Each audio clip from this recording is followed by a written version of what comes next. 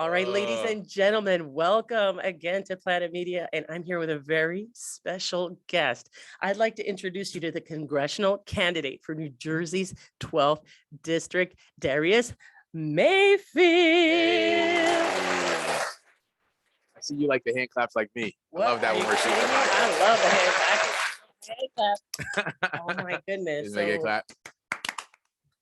I'm so excited to see you today. You have no idea. Oh, I've been trying to get this together and have more conservatives from New Jersey on board to talk a little bit about themselves, what their platforms are, what is really down to the core of what your values are and what you want the people to know about you. So introduce yourself and let us hear a little bit.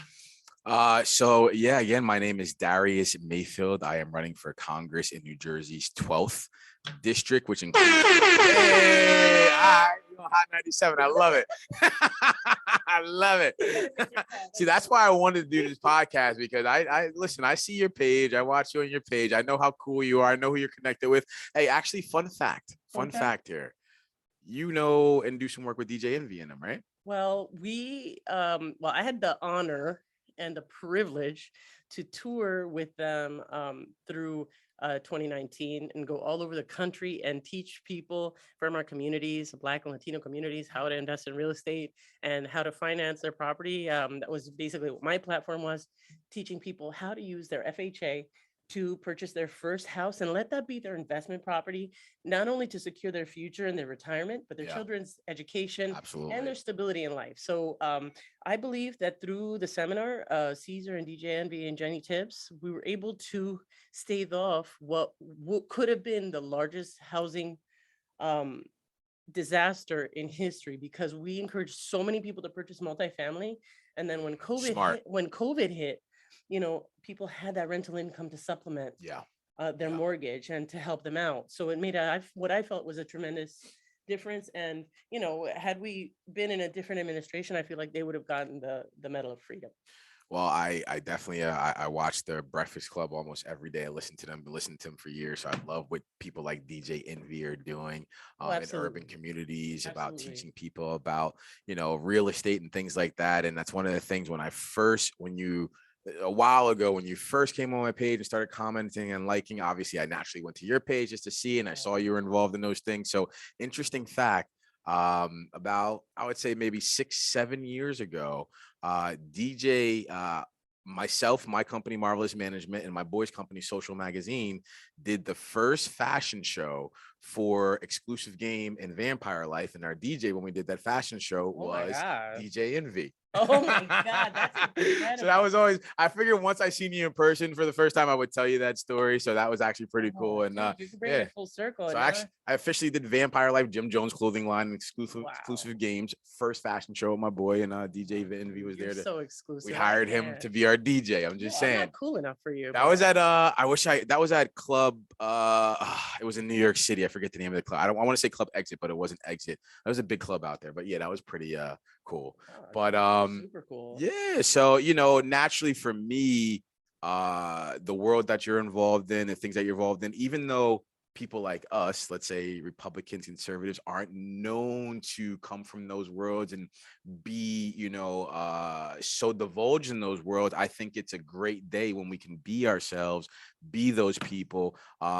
That's okay. We can take that down. Stand up for, these less fortunate, underserved communities, and still be true to our conservative principles, our Republican values, and things of that sort. So, like I always like to say, what a time to be alive. Oh, what a time. I couldn't even tell you. It's so amazing. Honestly, I'm running again in the 12th district, which encompasses places like Trenton, New Jersey, East Brunswick, New Jersey, where I currently reside, North Brunswick, New Jersey, Bound Brook, Manville, over 25 different municipalities. It's currently held, that seat, by Mrs.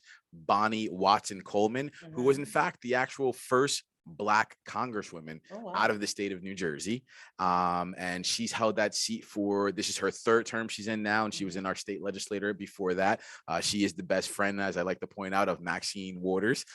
Exactly. That face and that look, you should hear when I say it, the donors. Anytime I say that, they start laughing and almost immediately they donate.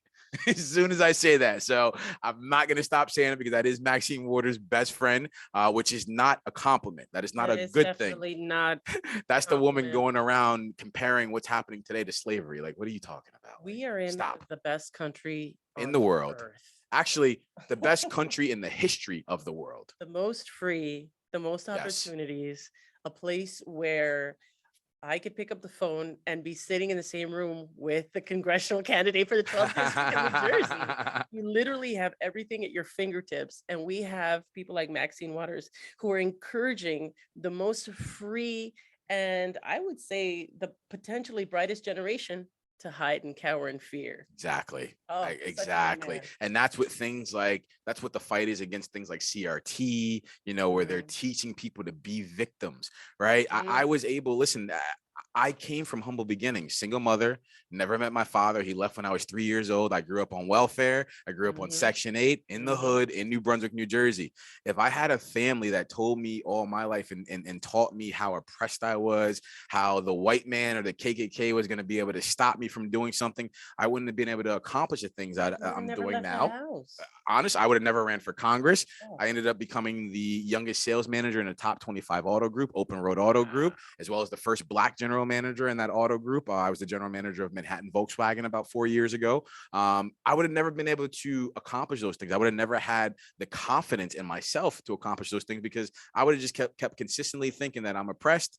They're only going to let me get to a certain point. I can't accomplish these things, so why even try? And I think that's what you see with a lot of people, especially in this generation nowadays, and why they're coming out is so they're acting like privileged brats in a lot of cases, when it comes to Antifa, some of the elements of the Black Lives Matter movement. It's okay to want to fix things. It's okay to want to progress in society, right? It's okay to call out the ills of society. It definitely is. It really is. And in America, we have the freedom to do that. Absolutely. Like you do not have in places like China, right? Try to do that in China and see what happens. You could be worth $1 billion and say the wrong thing against the government. It'll make you disappear. Oh, no, right? Absolutely. No, and the same thing for Cuba, where I was born. You could literally have all the money in the world, but you go there and there's nothing on the shelves to buy. Yeah. There's nothing that you can do because anything that you aspire to is owned by the government. Yeah. Exactly. And same thing in places like China. And I think right now we're seeing a lot of kids that are privileged, don't understand that privilege, and aren't, as I always like to say, aren't respecting the nuances of things happening. So for instance, Black Lives Matter, right? They want to talk about police killings and things like that. But then when you dive into the numbers, when you dive in what's going on to our community, a Black man standing next to me is more of a threat to me than a police officer is. If you go to this point in my life, absolutely. Even when you talk about cops, right? Let's talk about in 2020 and 2019, there was about 200 and let's say 40 Black men shot by police in the year 2019, I believe, right? Oh, tell them the statistic of how many were shot by police. About 240 Black people. Now, when we say 240, that is in the entire country. Okay. Every neighborhood, every hood, Trenton, Camden, LA, every 240 people, right? And just so you know, before I say more about that, there's about 200 plus people shot by their own in just the city of Chicago every month. So every single month. I'm really disgusted at what's going on in Chicago. It's bad. It's really bad. I'm going to tell you something. We went to Chicago and we had a small seminar there. And I was able to be in the city during the summer. And can I tell you, I don't believe that there are many cities that are as wondrous and as beautiful, and a place where you could literally just walk around and feel alive at the architecture, at everything that's going on there, and to see what's happening since Lightfoot took office. It breaks my heart. Breaks my heart. And you see, she's like, she went from when President Trump was president saying, no, we don't want the feds in here. You're just trying to come down hard on Black and brown people. Now she's begging for him. Right now she's begging for him. Literally. I'm glad, and that's why I appreciate you and respect people like you, because you understand these things, right? A lot of people that may attack people like us for our beliefs don't even understand those things. You ask them these questions, they have no idea about those nuances. You have no idea. Last year was so crazy. It was heartbreaking because I was called a Nazi by people that I was in a musical group with and met weekly with for the period of 3 years. We performed together, broke bread together, ate together once a week. Meanwhile, their side are acting like no, Nazis. But it wasn't even that. It's just like, and then nobody defended me. Yeah. And it broke my heart. I lost like over 100 friends in the blink of an eye. Wow. And like, I'm still part of the group, but I'm just like thinking I can never go back. Like nobody stepped up as, hey, Janet isn't like that. Like not one person. See, people ask me all the time, like, have I gone through something like that? I don't think I care enough to actually go through something like that. People know about me. Like, no, it isn't that. Like my husband just went through an issue with friends that he's known for 30 years that put him up against the wall because he wasn't vaccinated over dinner in a public restaurant. But that's what I'm saying. Even if it was family, friends I've known for 20 years, dude, if I knew they were being unreasonable in their thinking and they didn't want to be friends with me because of that, at this point in my life and life being so short, just like, do you? It's your loss, not mine. Man. You can't capitulate to these people right now because we know. Oh no, in no way was I capitulating, but just to see how easily it was for them to throw me away. I could see that catching some people off guard for sure. It was a surprise. Yeah. And it was a shock. And, and I'll put that out there. Anybody can come at me over whatever I said, and it was in regard to January 6th. All I said was, guys, wait until the whole story comes out. Yeah. And then I started getting attacked. And I was like, yo, you know what? Everybody can go F themselves. Yeah. And, I basically told everybody to go F themselves and just you delete. So, I mean, I understand, like, you have to do that to guard yourself because it's like, oh, wow, I really thought, because I'm a Care Bear. I grew up in the 80s. Yeah. Like I was born in 76. Yeah. So I came from a generation where the media and the information that we had available to us was, wonderful. There was always mixed race shows. Everybody made fun of each other's differences because we were a place in America where everybody was so different and we all got to roast each other all the time. Oh yeah, we grew up the same way. Now it's the same way. Now it's I got called the African booty scratcher so many times when I was a kid. Listen, we grew up the same way. I told you, I'm from the hood. African booty scratcher. I'm not even African, but whatever. No, like I'm Cuban, so I have like I can get really, really white because I'm like Spaniard on one side, but then on the other side I'm like Jewish Arab. Yeah. So I could get really, really dark in the summer. My friend Alexis, who's now like the biggest psychic in Miami, she was like very popular around the pool because she had a banging body. And she pulled down my trunks and everybody saw my tan line. Oh my God. It was literally like from black to white. And for the rest of the summer, I was Kulo Clorox. That was it. Clorox. So there you go. That's my story. She's gonna get in trouble on this podcast today. Kulo Clorox. Sounds like, oh my God.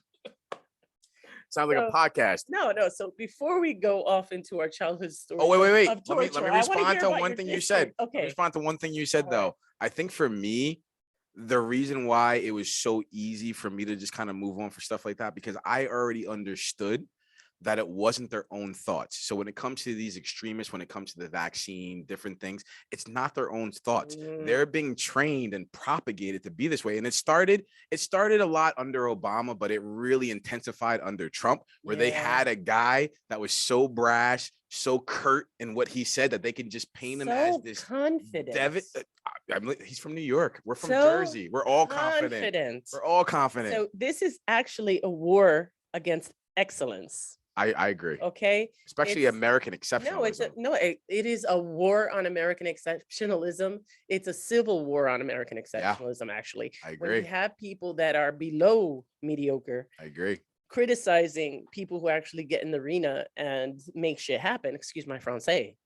And that's where we're at right now. Yep. And I just wish everybody would rise to the occasion, take a step up and look in the mirror and say, hey, you know what?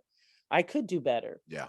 And you have these kids in high school who've never even tried, and they're the ones that are out there like ripping you. They're the ones dictating the culture right now. Like, what do you even know? You know nothing. You're being groomed online by pedophiles, and you think that's our culture. Well, and the difference is when we were growing up, the adults above us knew better than to just coach us, talk to us, and make us understand why that wasn't the way. We don't know everything. We have a lot of stuff to go through. Nowadays, I just got hit. Our elected officials. I just got hit. You got hit? I just got hit. Nobody ever explained shit to me. I just got hit.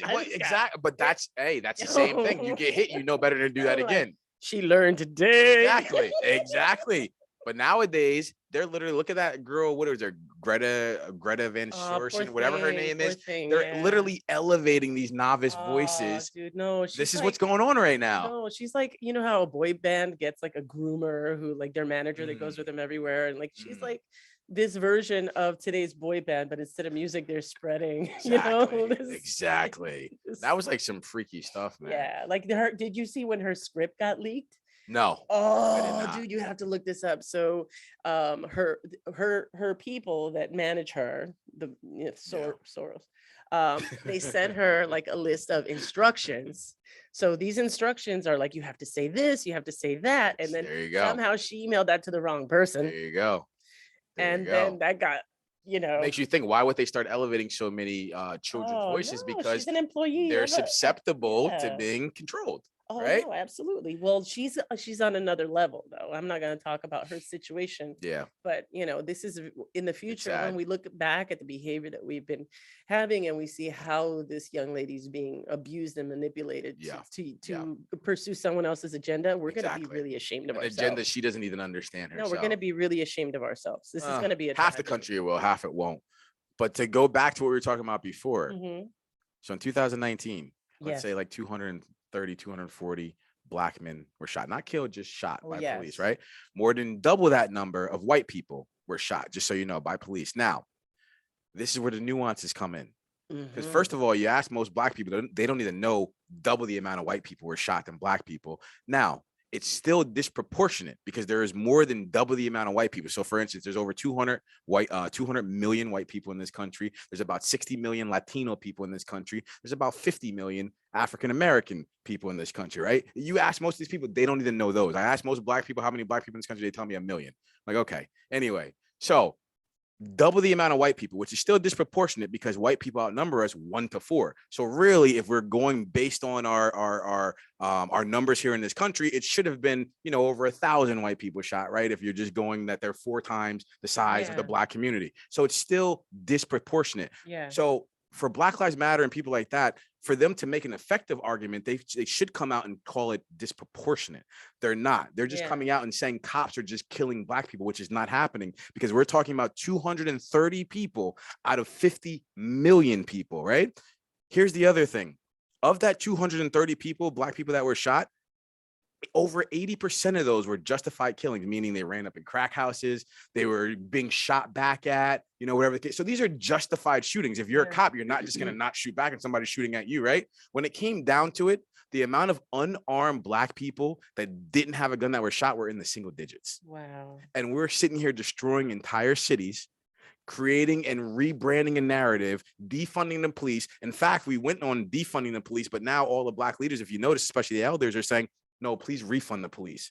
Like, why with Democrats do we have to keep, it's kind of like with Bill Clinton with the 94 crime bill, right? Locked up hundreds of thousands of Black and brown people. Yeah. And now 2 years ago, he's sitting there saying, oh, we made a mistake apologizing. Why is it they always make these mistakes and then they come back and apologize later? I'm thinking it's because they never made a mistake in the first place. Well, it's just who these people are. I'm not going to go as far as to say that, that people are doing things deliberately, but it is quite suspicious. And this is where my so politically correct. I love that. Wow, I wasn't expecting that from her. I don't want to be canceled. I don't want to be canceled. I mean, when Bill Clinton is the governor of Arkansas and his brother is the biggest drug dealer in Arkansas, and they're doing the same thing by locking up and disenfranchising Black and brown people, and when Bill Clinton's icon growing up and his I'm sorry, but I got to get this out. And his mentor growing up was a leader of the KKK. And when Hillary Clinton tells you on national TV, oh my God, he said the H word. Yeah, when Hillary Clinton tells you on national TV that her idol is Margaret Sanger, who we know who that is, who created Planned Parenthood, right? These things are not done by accident. No, it isn't. And I mean, ultimately, I don't want to get onto this subject because I want to go back to the city. No, I want to get back to this one, but I'm going to go back to the city building and how the fact that I have the expertise in real estate, it's really a turf war. It's funded in order to disrupt the current success of the Trump administration in allowing people to have what they need in order to gentrify these areas. They're taking these areas that have been uplifted and they're turning them to trash. Basically taking the whole West Coast And who's really interested in purchasing the West Coast, if you want to tell the truth?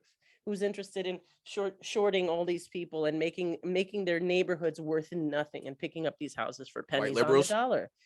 China. white liberals Eh, too. Well, That's why they gentrify. no, but think about the banks that are holding these loans, and eventually these houses that are foreclosed on, the banks pick them up. It Mhm, all leads back to you'll own nothing and you'll be happy. mhm. So all these people who spent their lives and their savings and putting all that into these properties, who had them for years, now being robbed of the Yeah, opportunity to capitalize on those yeah, investments, to take I that agree. money and utilize it for their retirement, their much needed retirement money. And now, after this past year in these cities, which I believe that what they have done is monetize violence. If you think these people aren't Mhm, out there, and I've been on casting, I've been an extra, they're managing this just like a movie. mhm. If you go back to the videos of January 6th, and this is why I had, took such issue, because this was out for everyone to see. Now, when the producer or the director yells, go, then all the people all of a sudden started going running up the steps. Well, I was there Those on January 6th. I want to hear your January 6th Yeah. story. But from my point of view, these people that were there were not at Trump's rally. Were Yeah. not listening to his speech. They were stationed there for the moment they went in to discuss Arizona. And at that exact moment, all hell broke loose. Yeah. You understand? There was definitely some of that going on for Oh my sure. God. I saw the timeline, and people make fun of me because they're like, how do you have the time to do Now, I'll be very clear as well. yeah. I do not support any person that entered the Capitol building. I do not believe I was there. It was not just some anarchists that were offshoot group. Sorry. Mhm. There were some Trump supporters there that were Yeah. actively getting in. I seen people kicking in windows and stuff like that. But what they're not telling you is there's over 100,000 people there in that courtyard that day. I was there. I was in the middle of it. I was actually, I don't know if I should say this, but I was walking around screaming, I'm looking for white supremacists. Where are you? I want to talk to you. Screaming in the whole crowd, 100,000 people around me. I'm looking for white supremacists. Where are you? And there were some people that were doing some nefarious things, but of 100,000 people, you notice there's only a few hundred that actually went inside the Capitol. Mhm. The rest of those people were outside praying. They're outside chanting, singing, and expressing their God-given First Amendment rights. We're talking about a very minority group of people that went in. And I do agree with you that I think there were some nefarious things there with other groups coming in and encouraging people. We have the videos of some officers letting people onto the grounds. When we were walking down there, the Army was there. And we asked them, can we go down there? They told us, yeah. We asked them because we were there as the podcast. Obviously, I have a podcast. So Yeah. we went down there, we recorded that, everything. Plug your podcast. Absolutely. Not Black, Not White American podcast. You can catch us at www.notblacknotwhiteamerican.com. And it's hosted with myself and my co-host, Priscilla Comfrey, who is the co-director of New Jersey Women for Trump. Women for Trump. Hey, but yeah, January 6th was definitely wild. The FBI came to my house a few days later. Oh my God, what was that after like? that? Well, actually, when they came, my fiance was there. I wasn't there. I was on my way to a photo shoot in New York. So she calls me up with them. She's like, oh, baby, the FBI is here. I'm like, okay, what do they want? Well, they want to talk to you. Great. Well, I'm not there. I'm going to a photo shoot. We can do something later. So they're like, okay, we can come back tomorrow. I'm like, cool, I'll be there tomorrow morning. Came back, whatever. They came back the next morning. They just asked me some simple questions.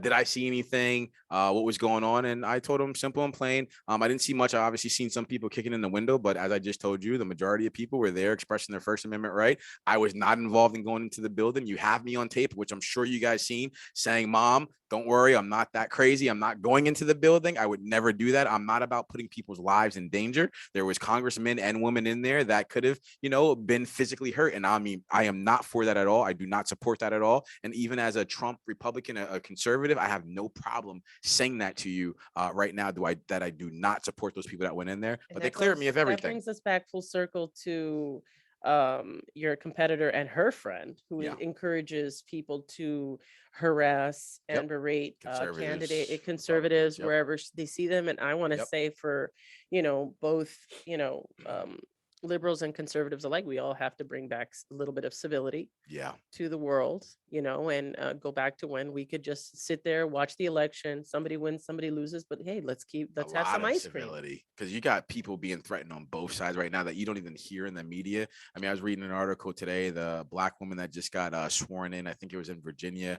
I mean, they said the attacks against her and the threats on her are like so through the roof, and it's happening on both sides, not just Democrats. Republicans are being threatened, and I think this is the Pandora's box we open by our elected Media, do officials. better. Media, please do Yeah, better. I mean, especially what they Don't go did to to Trump. people's It was houses. Don't go to ridiculous. candidates or mayors or senators' houses. Or tell Set Antifa up to an stop doxing appointment. people. Stop doxing Yeah, people. They're dude. doxing people, putting their Why addresses are out people there. even talking to Antifa? You mean like our elected officials? Yeah, like why is that even Well, I think it's what allowed? you Can said we arrest before. these people? I think it's what you said before. I think we've now monetized violence, and Antifa and Black Lives Matter is a political arm of the Democratic Party, or more of the progressive Well, wing of the party. I mean, I don't want to go as far as to say it, but it's the terrorist arm of the Democratic Party. 1000%, 1000%. And honestly, that's why I propose, and once I am elected to the House, I will propose a bill to classify Antifa as a domestic terrorist organization. I'm gonna do this.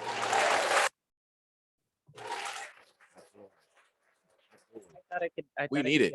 Do you see? I mean, you see them beating up guys into pretzels and stuff like it was ridiculous. It needs to end. It needs to end. This is the stuff that we used to criticize in the 80s when we used to watch it happening in the Basque Country in Spain, and it doesn't help anyone. Yeah. It doesn't help anyone. We're in a country where you can do the right thing. You can make a complaint. You can go to a court. You can file a lawsuit. Yeah. The problem is that everyone's used to fast food and the phone, and they want their service and they want everything now. They want it now. And you know what? You can't choose to be a vigilante and take revenge and get your satisfaction now, because your satisfaction's against the law, guys. Yeah. Sorry, dude.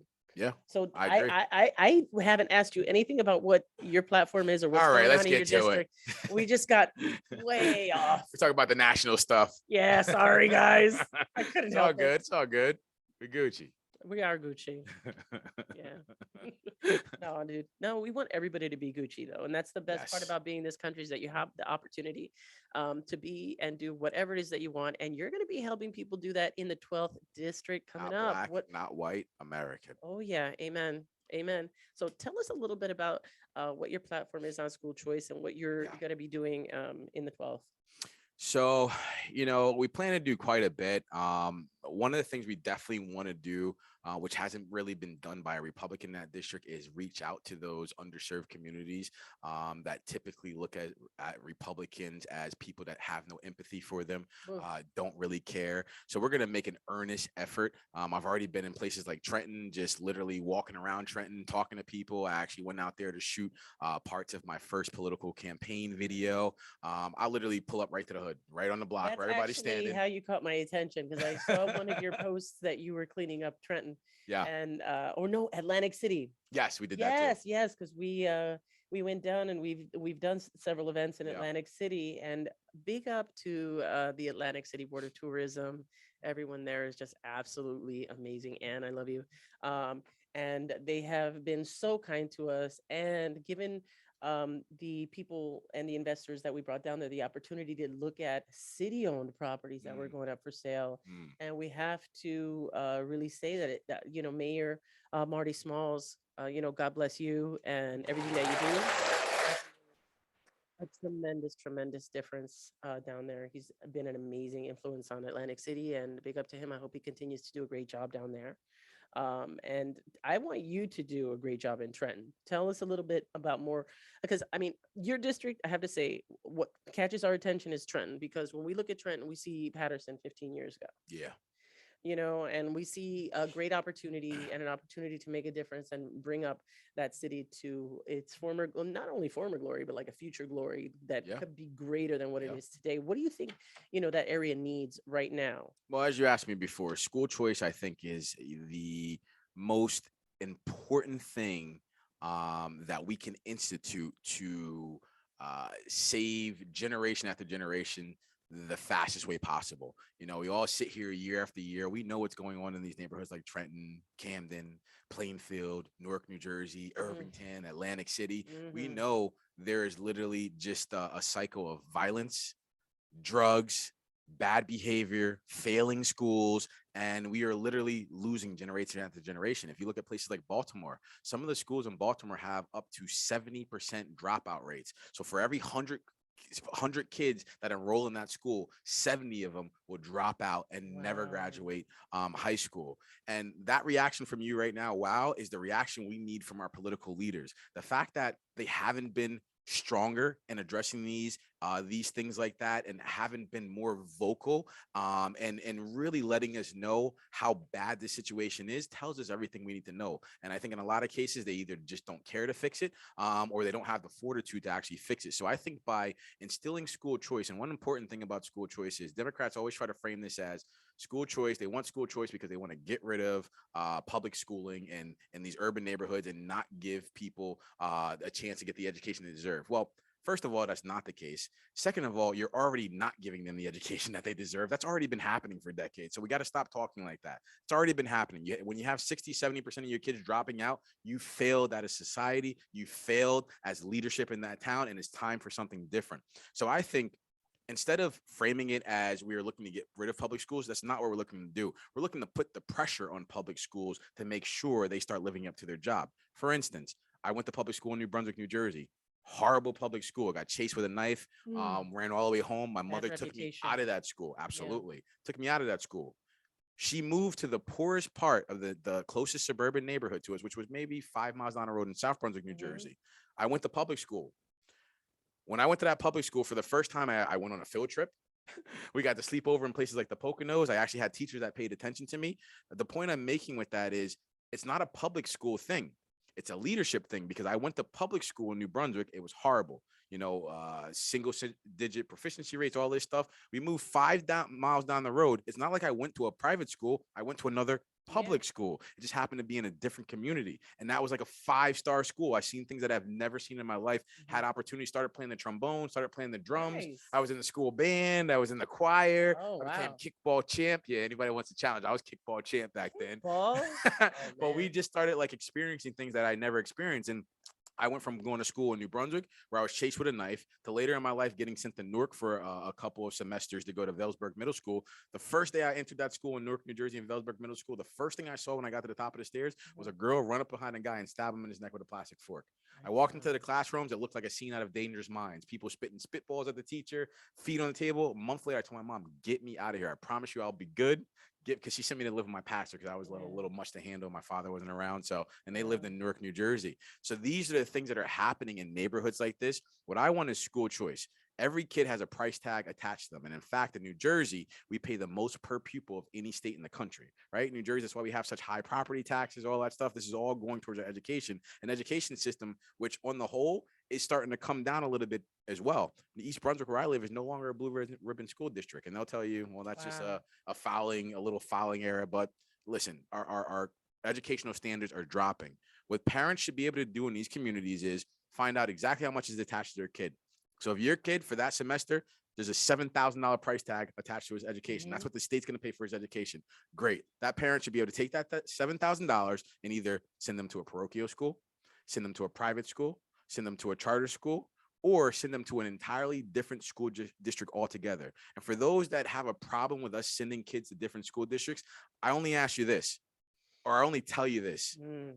We already have that happening, but it happens for the ball players, the baseball players, the football players, because they get yanked out of these schools that are failing to go to a parochial school or go to a private school or go to a different school district altogether, because that school or that district wants their talents. But when it comes to just regular everyday kids that just are going through the struggle and are not maybe learning at their highest tier because of their surrounding environment and because of everything happening, there's just no fix, and nobody has any empathy for those kids. Mhm. I do, and I want to make sure they have the same opportunities as those ball players, those baseball players, to take that money and go to the school of their choice, so their parents can ensure they get the education they deserve. Absolutely. And that their passions get fed and they're able to find out exactly what it is that they're great at and Absolutely. people who really care about them. And I think, how do you feel about the quality of teacher that we're experiencing today versus when we were kids? It's well, the teachers are getting a lot younger with a lot less experience.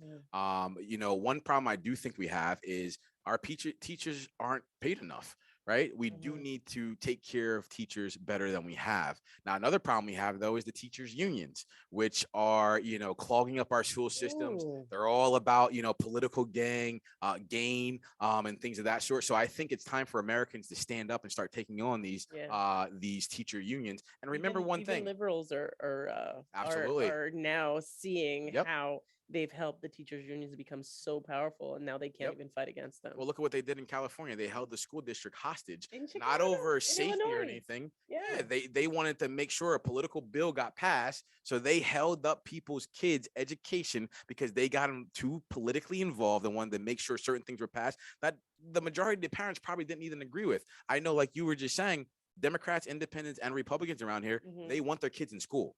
They understand the science for the most part. They understand that it's much harder for kids to transmit this virus. They understand that it's even harder for them to actually catch this virus in a lot of cases. In fact, some of the doctors are coming out saying school is the safest place kids could be right now, rather than being home in other places. Exactly. But yet you have our teachers union still fighting with our educational systems, basically threatening them, saying, we're not coming back. You see what happened in Chicago last week? We're not coming back to school unless there's a mask mandate in our schools or whatever. My Beetlejuice. I'm sorry, I couldn't help it. I'm sorry, I couldn't help it. I'm so sorry. You know what? And if she wasn't such an antagonist and such an evil person, I might have not even said that. But some of these people need to be sent back on their heels because the stuff they're doing is crazy. I wouldn't say evil so much as entitled. I think she's evil. I don't know enough about her to consider her evil. I just feel like she's from a particular sect that feels like they deserve something. Well, let me ask you this. Yeah. Donald Trump was president, right? Yeah. Offered Chicago the feds to come in and help her. She She said declined no. because of political reasons, right? She held her city hostage because of political reasons, she right? didn't like the orange man. So Joe Biden's president now, and she's asking for the feds to help. Within, let's say, 2 or 3 years in that time, how many people were killed in Chicago? Thousands. That's evil. That's evil. Now, it is a systematic, not only a type of, how do you say, population control? No, it's actually like a type of a genocide where she's just filtering out the people who are undesirable and letting them kill themselves. So let's say that's true. That's not evil to you? You're right. She's an evil person. Sorry, lady. She's an evil person. No matter what the reasoning was, because of your decision, thousands of people died. Directly because of died. her apathy. That apathy is pretty evil. And now she's proposing bills that they can sue gang leaders now, right? And the state and things like that. Where were you gonna sue a gang leader who's got a burner and a tunnel under his house? And a lot of these gang leaders don't have the money that they're trying to make them seem like. These guys are broke. Where does she? What show does she think she's on? I think the thing that's to blame here is reality TV is scripted and people think that this is how they're really going to live their life. You cannot reason with the cartel, lady. Thank you. They own your city. You gave it to them. Live with it. Well, not live with it, but you should have done something before. And now we know that's not your true intention. Now you're just trying to save face over politics.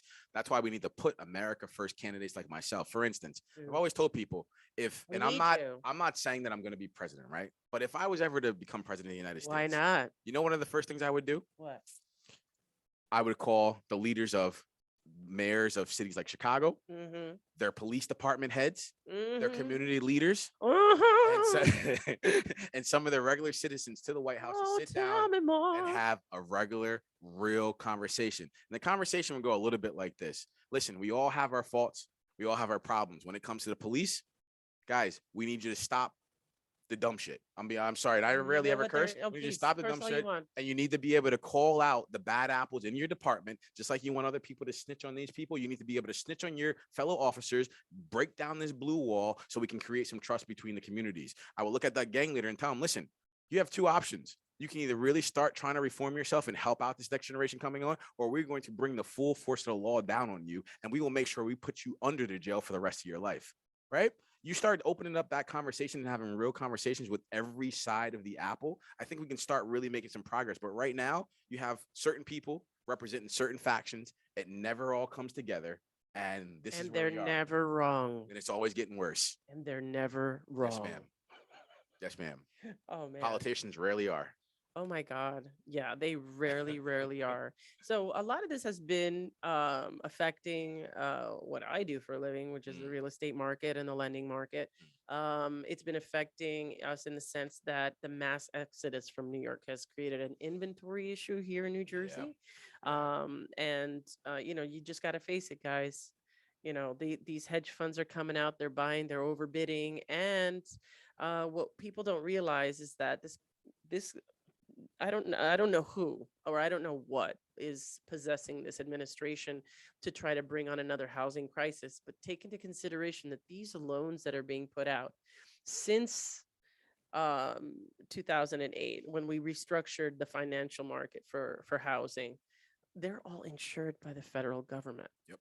So by creating issues with the housing market and with downward trends, and now we're seeing an uptick in interest rates, this administration has been betting against America. And once there is a foreclosure, I don't want to say anything catastrophic, because I don't believe that there will be, because I think there are a lot of realtors and people like us that are fighting the man. But it could potentially be the downfall of the federal government, and they will own the properties because they insure them. So, you really have to think about the long-term effects of what's going on and how you will own nothing because the government owns it now and you will be happy. So that's basically how everything is breaking And most down. of them will, because that's what they're being conditioned to be. No, but at the end of the day, all like the majority of the loans that we put out, that we're betting on these people. And that's like, I feel really bad for Ben Carson because he really got put on the spot. But if I would have been in his shoes, what I would have said is people who purchase houses under FHA with 3.5% down, or people who cannot afford to put 20% down on a house. They're people, they're working class people that depend on a stable government for their jobs. And now if you mess with people's jobs, they can't pay their mortgages. Yep. So now when you're putting Ben or Dr. Ben Carson up against the wall and asking him these questions, put the mirror up, because, you just have to stop messing with people. How many people lost their jobs over the pipeline? Over the pipeline? Yeah, over the pipeline. Like, you mean Like right since when COVID? No. So once Biden took office, I think Oh, over the 100,000 actual people. pipeline. Yeah, Gotcha. yes, I think Yes. 100,000 people lost their jobs. Yeah, there's different estimates, but that's one of them out So there. how Could be is close to how is that the fault? Like, if these people default on their loans, how is that the fault of HUD? Yeah. It's not HUD's fault. It's the fault of the government, who keeps playing with people's lives and messing with their jobs. You forgot to mention one important thing. Please. They canceled that pipeline while almost simultaneously promoting a Russian pipeline through Germany. Oh no, I didn't want to throw those. I didn't want to just sorry. salt I'm sorry. Those bag. nuances. I'm sorry. I'm sorry, man, because they just doing so much. A little salt. Bro, they're doing so much stuff like right in our faces. We got to make sure we keep calling it out, bro, because people just forget about it, and then that's why they create these false narratives, and they're voting for these things that really aren't in their interest because they don't even understand the nuance of what's going on. Well, the thing is that I believe that the people who are making some money are being conned by the international by the international community into them coming and taking little chunks and little chunks. I mean, these people, these corrupt people that are taking bribes, I think ultimately, you just have to look at history, and things don't really work out well. Kind of how China owns Hollywood, most of Hollywood now, and all those things. Well, and let me tell you something. I mean, if you go back into that part of the world, and you look at the way things happen, like for example, between the Japanese and Korea, how quickly and how easily it was for someone to come in and corrupt and take over an entire country, Mm. and it starts with the currency. So, I'm not a I'm not a believer in Bitcoin. No, Um, some people like cryptocurrency. At the end of the day, I feel like if you're able to just erase my money, like, I've like if you're able yeah. to just do that, like I don't feel really that good about Yeah, I'm the verdict for me is still out on cryptocurrency. I do own a little bit of it. it Yeah. just to have it. But it's funny you said that because I was just asked this question not too long ago and really just started doing a little research because this seems to be one of the hot trending topics coming Yeah. up, and you need to know what you're kind of talking about when it comes to that stuff. I honestly, I don't know anything about it. Yeah, I just know that I can't hold it in my hand. I feel you. I understand that Me, completely. Janet. I completely understand. And you Me, can lock Janet. yourself, from what I understand, out of your own wallet. You forget your password or something. There's a guy that lost like $1 million+ because he forgot his password. He's locked out of his wallet forever. He There's can't a get it. guy that died and left his kids his Bitcoin. They can't find his password. See what I'm saying? Like that's crazy. Oh my Where does that God. money go? No, dude. It's I don't not what know. I mean. It's fake, so it's just sitting out there in cyber world, or somebody snatched it up because they know you'll never be able to have access to it. What's going on? Oh my God. Who do you think created Bitcoin? You think Um, it's the U.S. government? no. Nah, you don't. China Nah, China's the one. They just banned all like cryptocurrency. for themselves, I know, but why wouldn't not they for have it everybody circulating? Why else. wouldn't they have it circulating in their economy if they were Well, really behind it? They'd have it circulating so because they they don't become. want to destroy their own economy in their own country. That's why they outlawed, well, I'm not going to talk about the other thing. You guys can look up the other things that they outlawed. They just, export tyranny everywhere else. Mm, And then they don't use it themselves. especially Africa right now. That's a whole another story. Well, listen, God bless Africa. God bless Africa. And God bless Africa against China. They need well, it. the unfortunate thing is that the corruption bug is very, very strong And for yeah, the politicians in Africa. yep. And there isn't a great deal of respect for Probably the human life. strongest in the world No, in there isn't a Africa. great deal of respect for human life in Africa. Yep, I agree. It's very I unfortunate. They agree. allow AIDS to be very rampant out there. They don't allow people to protect us. They don't give them the bare minimum.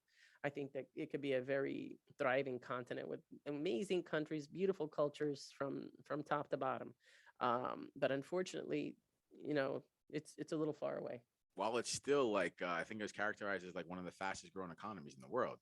Africa, the entire continent of Africa, Yeah. they could be so much more if they didn't have those things, like you said, with these corrupt governments, and they're just man, the way they let their people be treated, and Mm. which is definitely some issues I'd love to tackle as well once we make it to the House of Representatives. Oh no, I've been reading up on some stuff that's going on in Nigeria. I don't know enough about it to talk about it.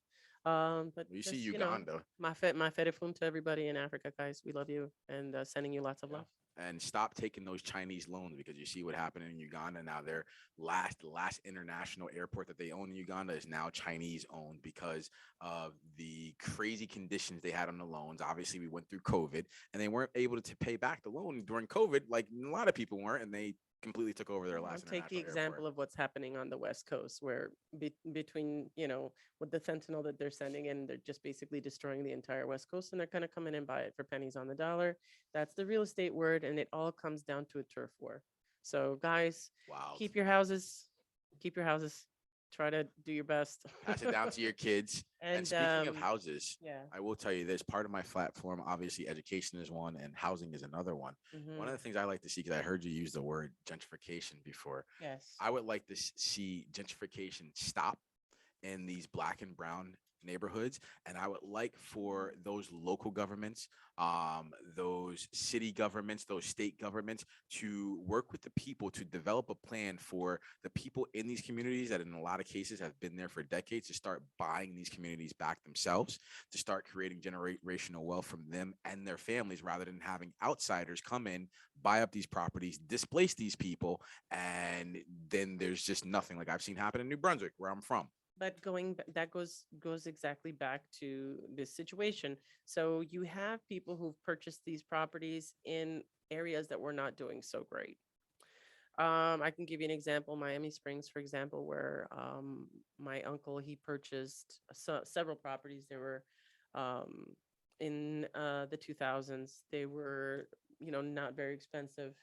The gentleman wanted to get rid of them. And over time, my uncle worked with the local government to repair the area of the plaza and the circle in the downtown area. And he literally went months with no sidewalk at his restaurant, his mini mall, and suffered through that time of turning the city into a little bit of a better area, more of a destination, attracting eventually Starbucks and different, you know, um, franchises, as well as the mom and pop stores that were in the area. So, and that was something that took over 20 years to come to fruition. And then finally, unfortunately, he never got to see the sale of the shopping center, but it was eventually sold off for about 4.6 million. And I believe that through his efforts, he deserved to take advantage of that gentrification and take that money home to his family because he put the effort in.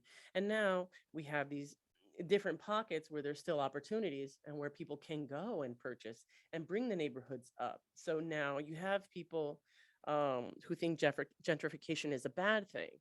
That is because they don't put an effort into their communities to be a part of it and to take advantage of what could be. They don't have a vision for their communities. So they look at gentrification as a bad thing because they've stayed on welfare, or they stayed in a menial job and they rented that apartment for 10 years. But you know what? Your landlord should be able to take advantage of what he has invested. And unfortunately, because you haven't taken the opportunity, which is available to everyone, because free housing is out there for everyone. No one can discriminate against you because of your race, because of your status, because of your age, because of your origin. Nothing. Okay, so everyone has the ability to purchase a home. And, the fact that someone else took the risk means that they deserve to walk away with, the fruit of their labor and what they've invested in for years. And now what we see is people who want to counteract the gentrification. Now I understand big stores come in, Starbucks come in, but you know what? That Starbucks did a 20-year lease with the owner of that building, who's the third generation owner. Now, why does he deserve to have that storefront broken to pieces? Well, I agree with you. So I think part of the problem, especially in the Black and brown community, right, is when it comes to this housing issue, right? Yeah.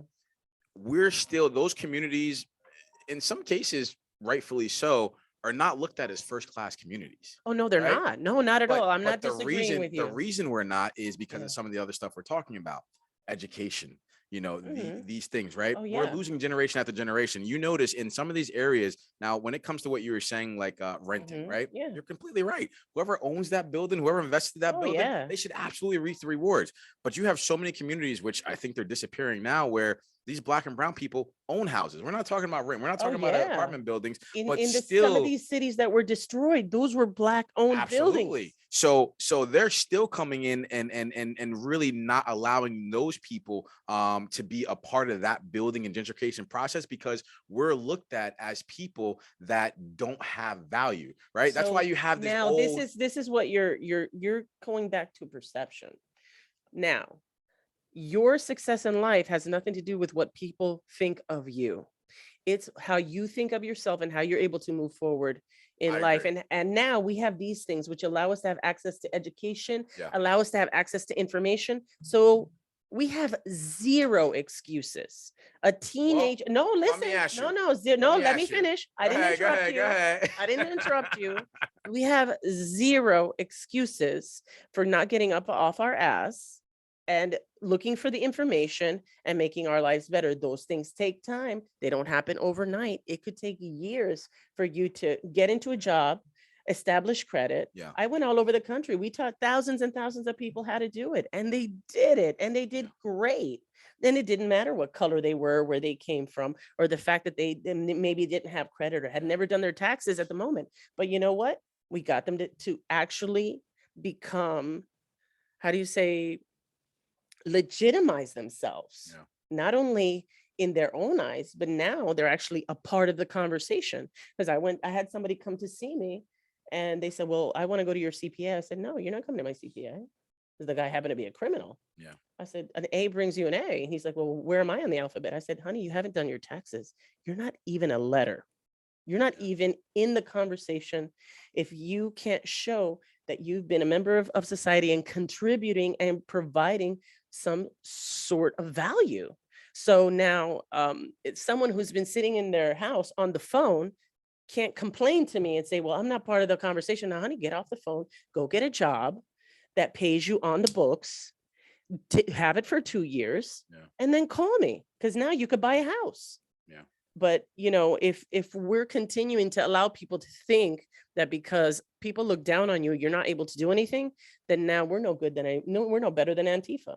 Well, I'll probably come from the other side of that a little bit. Well, I've been homeless, darling. You can't. I get it. I get it. Oh, if I tell you, I'm not telling you my story because I don't have any tissues in the office. We also know about practices in the past, like redlining. We also it isn't even about redlining because we're in. But we're in 2022. No, I know. We're in 2022. We're going to talk about 2022. Absolutely. When you pick up the phone and you want to see a house, you have a pre-approval, and you call a realtor and says, "Hey, I want to see this house," and that realtor treats you like shit.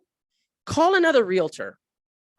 Yeah, but we're not talking about the realtor. So we're talking about. But that's where it begins. But we're talking about some of those companies. No. Right? It's not systemic. It's individual. Because people are not allowed to do it, but when they do it, it's not their company doing it. Yeah, we probably come from the different sides of this.